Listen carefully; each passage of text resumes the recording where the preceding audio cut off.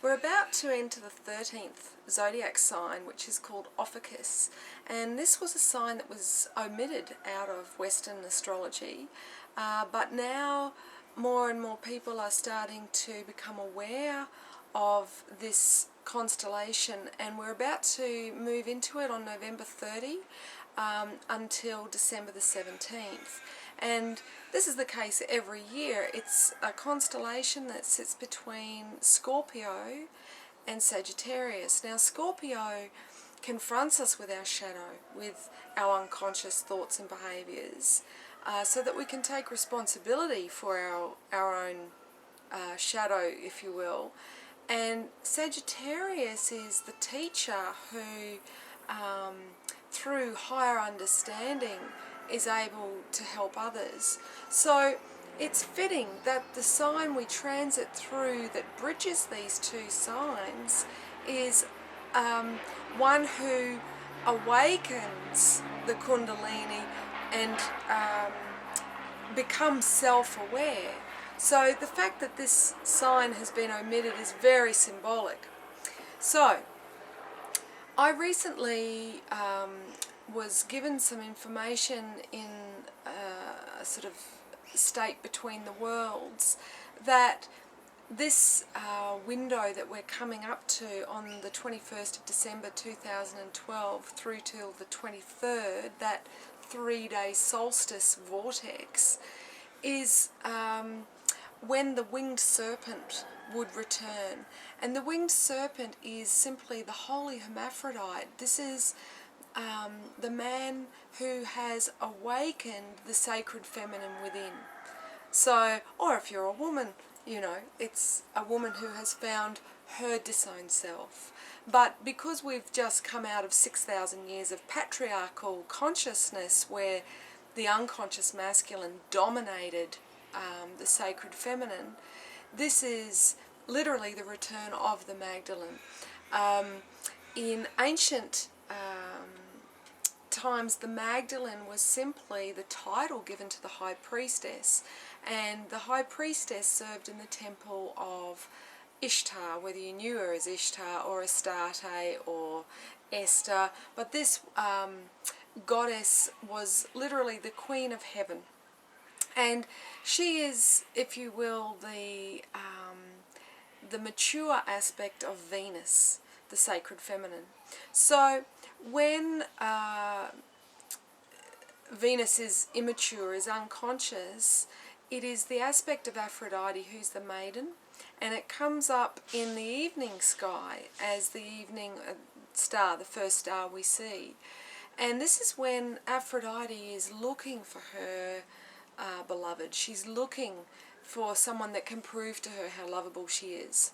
Whereas when she's completed her descent and she rises again as the dawn star, then she is the mature version of Venus. She's the queen. She is the one who has found self-love in the underworld through her trials and tribulations, and therefore learnt to set boundaries accordingly.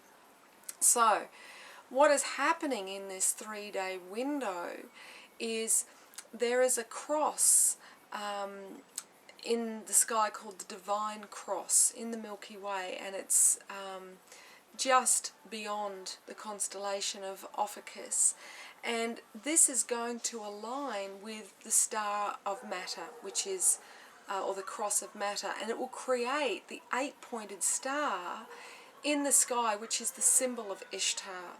Now, this 8-pointed star featured prominently in the pictures that Nostradamus drew for this period, for this window of prophecy, and it suggests the wheel of karma.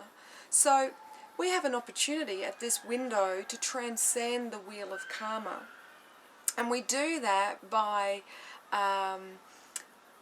seeing that each and every one of those 12 signs on the zodiac mandala, on the astrological mandala that we journey through around in our solar wheel, that we have each of those signs in us, and each one of those signs presents us with a lesson.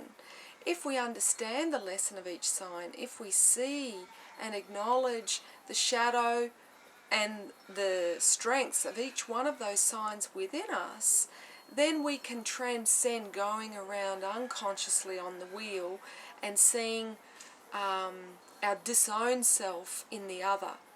And that just creates suffering, it creates more karma, it creates a mindset of war.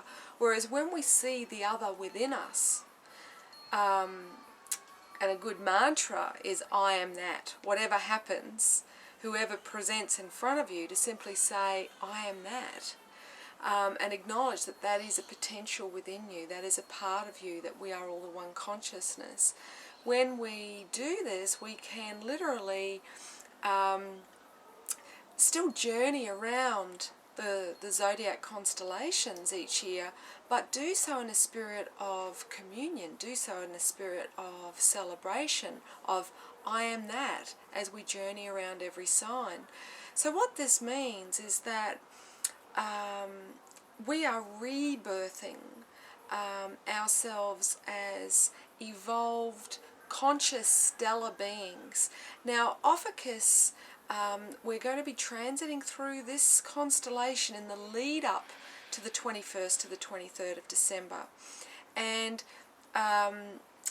this will be an opportunity for us each to really transcend polarity, transcend the old duality consciousness of seeing self separate from other, or seeing reality in terms of good and bad, black and white, right and wrong. So I've got a beautiful image of the winged serpent that a friend of mine, Donnelly Patman, has done, and you can see this is a being that is very much in the light body, which is the stellar self. Now, Ophiuchus actually symbolically has more star clusters in its constellation than any other constellation in that annual cycle, and in the area surrounding it, it also has more stars that are forming than any other constellation. Now, this is symbolic because the way that we strengthen our light body, the way that we step into our star nature, is to spiral, is to gather, is to come together with other like particles, which is how stars are formed. So this is certainly a time to gather together with sacred intent, with like-minded soul brothers and sisters, particularly in that 3-day window, the 21st to the 23rd of December, when the energies are going to be very heightened, when we're going to be downloading a lot of incredible information that is going to help us with this evolutionary shift. Now, 2013 is going to be the frequency of the winged serpent, the 13th sign. We're going to see us embodying the winged serpent, balancing yin-yang, feminine, masculine selves. So this is a year when we're going to really see the rise of the feminine in every aspect of our patriarchal culture, within men, within women. The feminine is going to rise up and transform society as we know it. So it's a very, very exciting time to be alive.